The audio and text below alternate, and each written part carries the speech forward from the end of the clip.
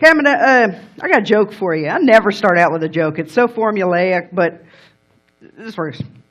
After learning where babies come from, and that she was created by her dad's sperm and mom's egg, and that her baby sister was made by her stepdad's sperm and her mom's egg, a 6-year-old said, "Wow, that's so nice of you to share."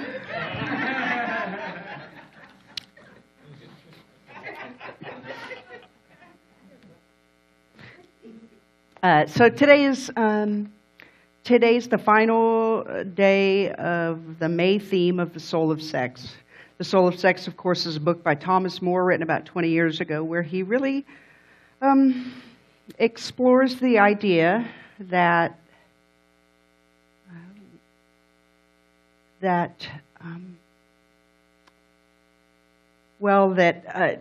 living soulfully and soulful sex are actually one and the same idea.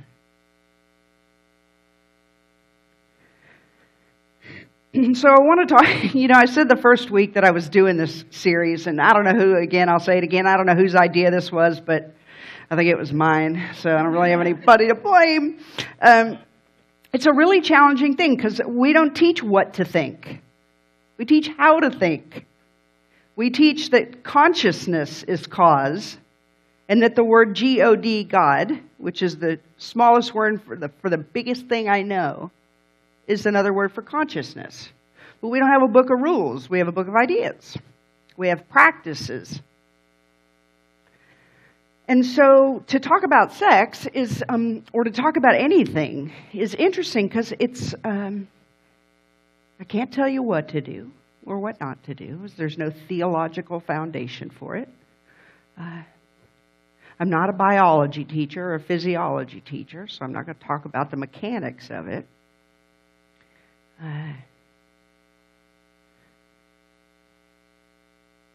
I'm walking this like tightrope thing in talking about what it means to honor the soul in our sensuality, in our sexuality. And so today I'm going to talk about morals. And man, am I scared.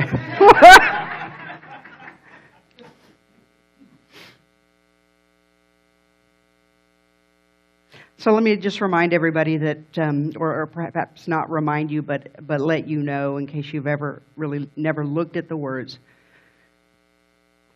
There's ethics and then there's morals. Okay, and there's a couple of differences between those two. But for my purposes today, I want to focus on one of the differences. Ethics is accepted behavior based on a group's ideas. Everybody got that? Based on a group's ideas. Morals represent an individual's principles that determine for them what is right and what is wrong. Okay, so this is critical. There's the group. The group might be your family, the United States as a body with a constitution. It might be the culture of your neighborhood. Could be a lot of different things. But ethics are based on the group. Morals are individual. So now I want to tell you a little story about, do you guys know who Lawrence Kohlberg was? Okay, so Lawrence Kohlberg was a scientist, and he studied moral development. This may start to ring a bell for those of you that had to take a intro to psych class at some point. Okay, so Lawrence Kohlberg came up with this theory of moral development, and he did it by doing these interviews with children, he and his researchers. And that one of the stories that they used frequently was called the Heinz Dilemma. Now, I'm going to tell you very quickly what the Heinz Dilemma is. And if you'll stay with me, I promise I'll get back to sex. Okay. So here's the Heinz dilemma. A woman was near death from a special kind of cancer. The drug was expensive to make, but the druggist was charging 10 times what the drug cost him to produce. He paid $200 for the radium and charged $2,000 for a small dose of the drug. The sick woman's husband, Heinz, went to everyone he knew to borrow the money, but he could only get together about $1,000, which is half of what it costs. He told the druggist that his wife was dying and asked him to sell it cheaper or let him pay later. But the druggist said, "No, I discovered the drug and I'm going to make money from it." So Heinz got desperate and broke into the man's laboratory to steal the drug for his wife. Should Heinz have broken into the laboratory to steal the drug? Why or why not? Now, I'm quite certain that y'all have opinions. I heard them while I was reading the story. That greedy. Okay, so here's what Kohlberg learned, though, that answers fell on this relatively predictable continuum. And the way that those fell, he named pre-conventional, conventional, and post-conventional. Pre-conventional is the answers were based only on the self. So he asked this of children all the way through adulthood. So they answer the question like, well, because he wants it. Because he wants his wife to live, and therefore it's okay for him to steal it. Right? So that it's purely, how does it affect me? Or what we would call egocentric. Okay? And then there's the next stage, again, very predictable. He found this over and over again, called conventional. And the answers for people at the conventional stage of moral development were based on either A, obeying authority, or following group norms. Well, he can't steal the medicine because it's against the law, and the law is the law. You see, it's very based on the group norm. And then, finally, he discovered that people could answer in what he called a post-conventional way.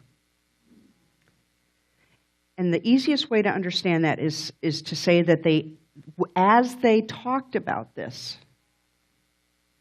with the researchers, what they understood is that they were actually becoming more, what's the word I'm looking for here? Complex. And the answers were becoming more abstract. So should Heinz steal the drug?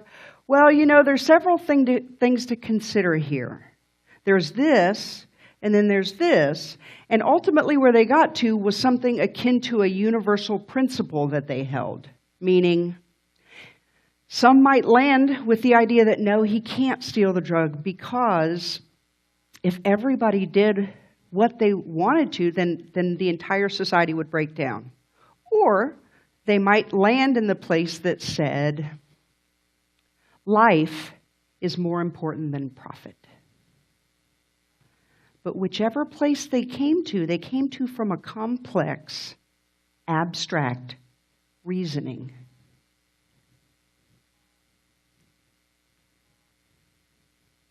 So what that tells us is that when we decide what the right thing is for ourselves, when we decide what the wrong thing is for ourselves, and ultimately what we think is right or wrong, we put out there into the world, right? It depends on where we are. It depends on how complex our thinking is. It depends on our life experience. It depends on how big our world is.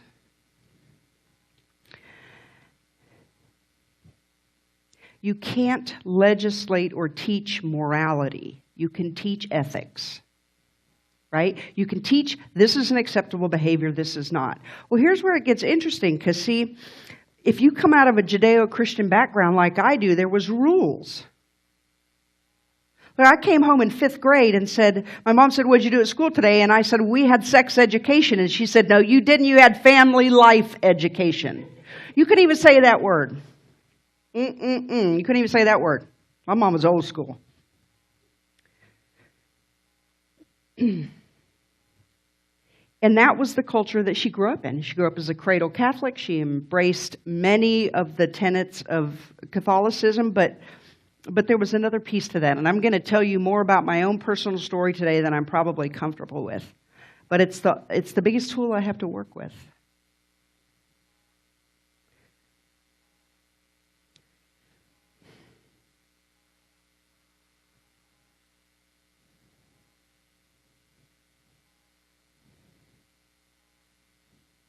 Okay, so let me say why this is the point I want to make here. Just up front, because I don't know how this is going to go. You have to teach your children ethics, correct? They can't abstract reason. You teach them, this is what we do, this is what we don't do. Because there are certain things that they have to know in order to grow up into a society that they're not at odds with or not ostracized from. And at a certain age, we have to equip our children to reason. We have to equip them to think, to feel, to introspect. Why? Because there comes a point where the rules are insufficient. They're going to question them. It's the nature of being human if you get to the post-conventional stage of development. Well, about half of our society at this point has shifted into that, right? If it weren't so, we wouldn't be here. We would be in the Methodist Church, the Catholic Church, somewhere, because we'd still be obeying the rules, right? Morality is as complicated as life itself, and when we fail to appreciate that complexity, it may show itself symptomatically as confusion or as an odd but revealing duplicity about moral issues.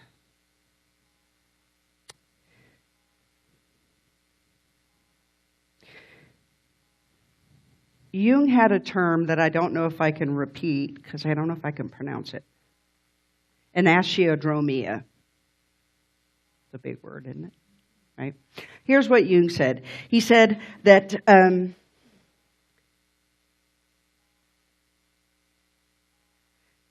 the word literally means running counter to or running against. And it refers to the emergence of the unconscious opposite in the course of time.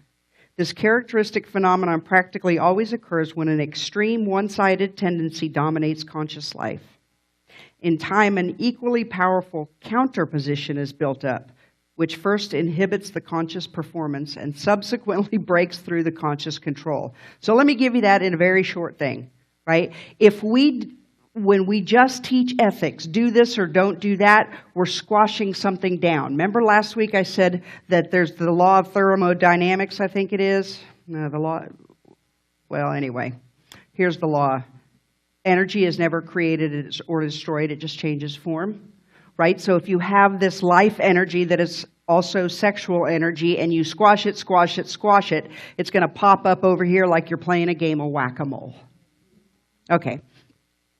Now what Jung is saying here is almost exactly the same thing, right? We're squashing something down and it's going to pop up. And the way that it pops up in our culture is we have this puritanical idea, and yet you drive down the road and there's women that are barely dressed, and that seems appropriate to have on a billboard, but we can't have a reasonable conversation about sex. Right? So our discomfort with it, our lack of ownership, means that it's got to express somewhere. And that's true culturally, and that's true individually.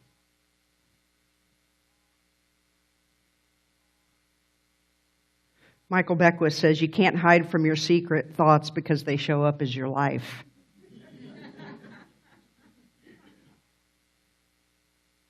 Okay, so now let me get back to my story. So, my mom grew up a cradle Catholic. I mentioned that. She grew up she was born in Manila, the Philippines, in the 1920s.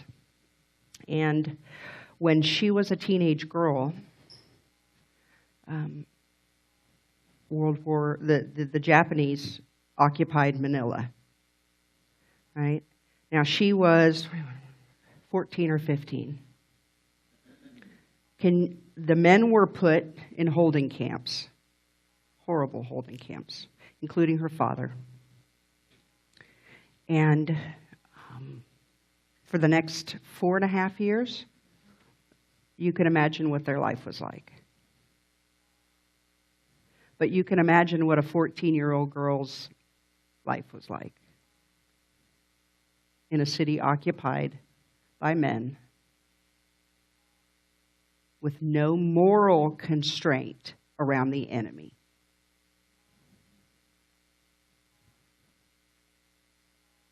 So now I want you to imagine my mom, 14, raped, grew up with a Catholic message about how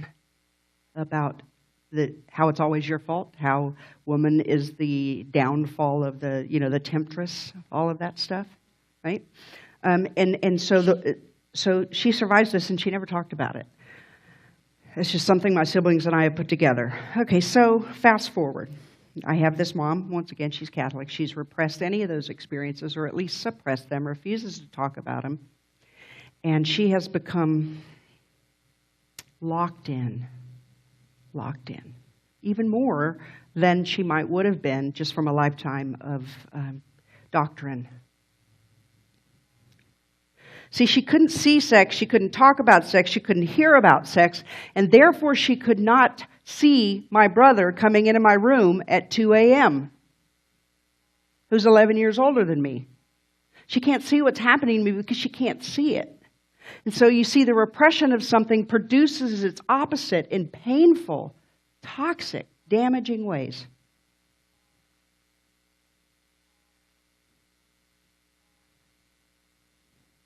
And so I went on to attempt to raise myself, to attempt to grow up in every way, and failed dismally. I found alcohol, I found drugs, I found promiscuity, I found a lot of trouble. I found institutions, psychiatric institutions, treatment centers, and finally, I got sober. And after 15 years of therapy and 10 years of science of mind, I can actually stand up here and have this have this conversation, or do this talk. You guys aren't talking back. See, it took me that long to reconcile what had happened. And it didn't even happen to me at first. You get that? It wasn't my pain. It only became my pain.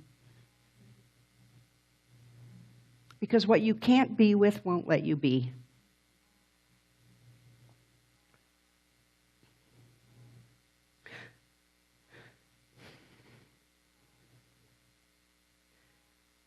Thomas More makes a distinction between morality and moralism.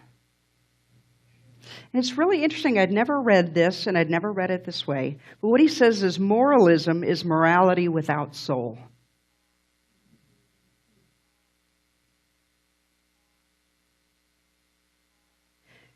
It is morality as a symptom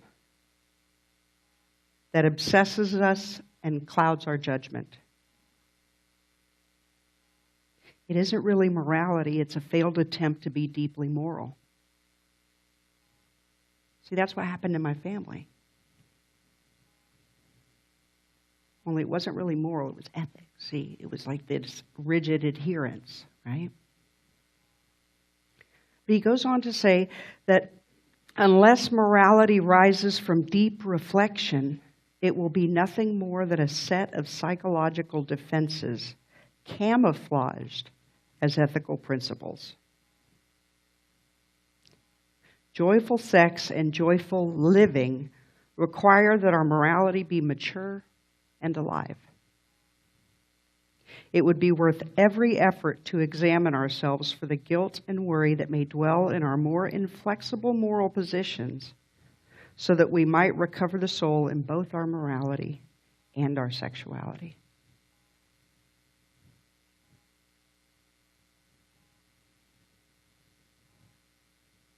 You can just look out into the news right now and understand what it looks like when we're unreconciled.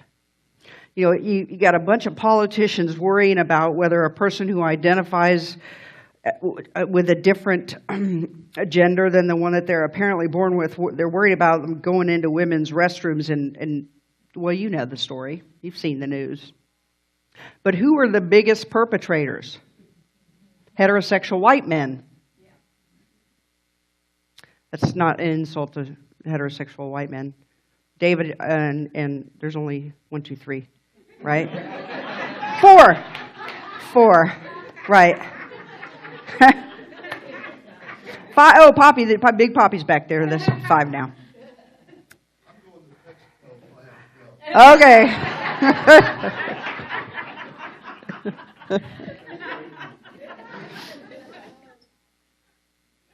Here's my point. I want to wrap up the month and remind us that it is the reintegration of our own souls that allows us to live and make love soulfully and sensually and from a place of wholeness. Oh, there's Tim. There's 6. God, there's Brad. Oh, sorry. I'm now officially distracted. Right? So, okay, now they're just filing in the back door, just trying to throw me off here. Look. Well, look, y'all, I'm reasonably butch myself, so back off.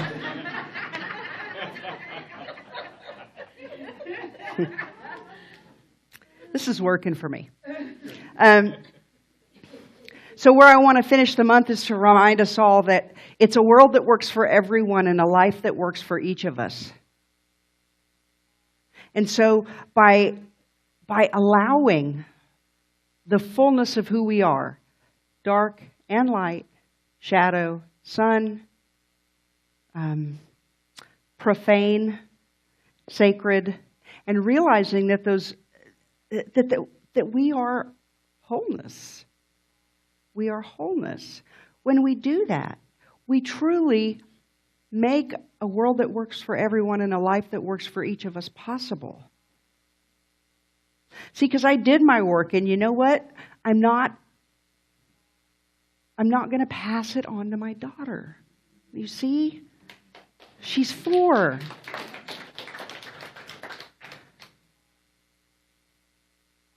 And anyway, I'm not going to go. Sorry. I was about to give you a little too much information because now I'm feeling really exposed. You see, I'm not going to pass it on.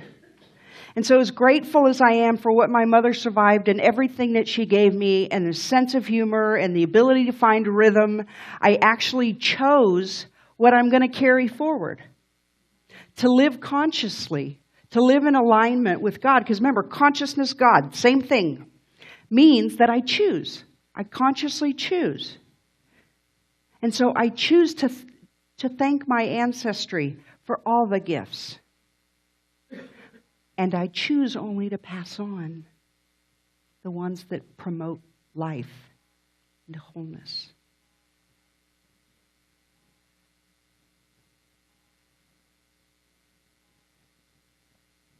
So I want to, Brad, you can go ahead and come up. I want to finish by saying, y'all, that, it's a kind of heavy stuff I was talking about. And I want you to know that I would not trade a day of my life for who I am. So don't cry for me, Argentina. That's all I'm saying.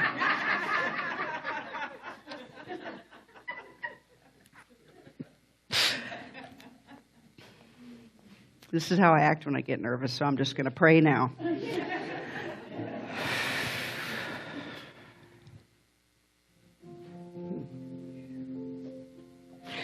So yes, big deep breath. Blow it all out.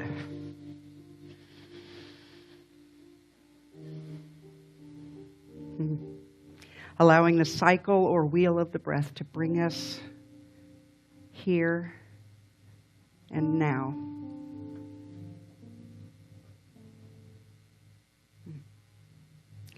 To remember that the highest most God and the innermost God, known by whatever name, are one.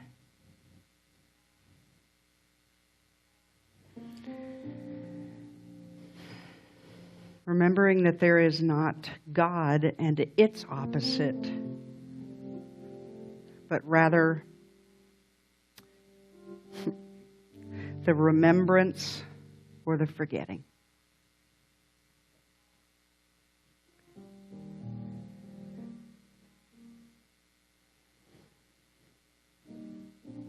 And so right here, right now, I am in exquisite gratitude and profoundly in touch with the idea that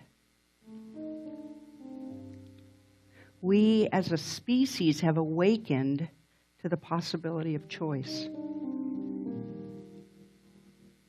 We know that evolution itself and the evolution of consciousness as well carries on in and of itself in the direction of complexity. But that we as human beings, we have an exquisite privilege that we share with very few others. And that is to actually choose.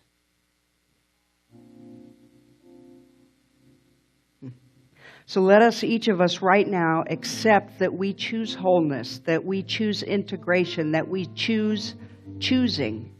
And that we don't perpetuate what was handed to us, what we unconsciously replayed, but that we awaken. This serves me, this does not. This will serve my children, this will not.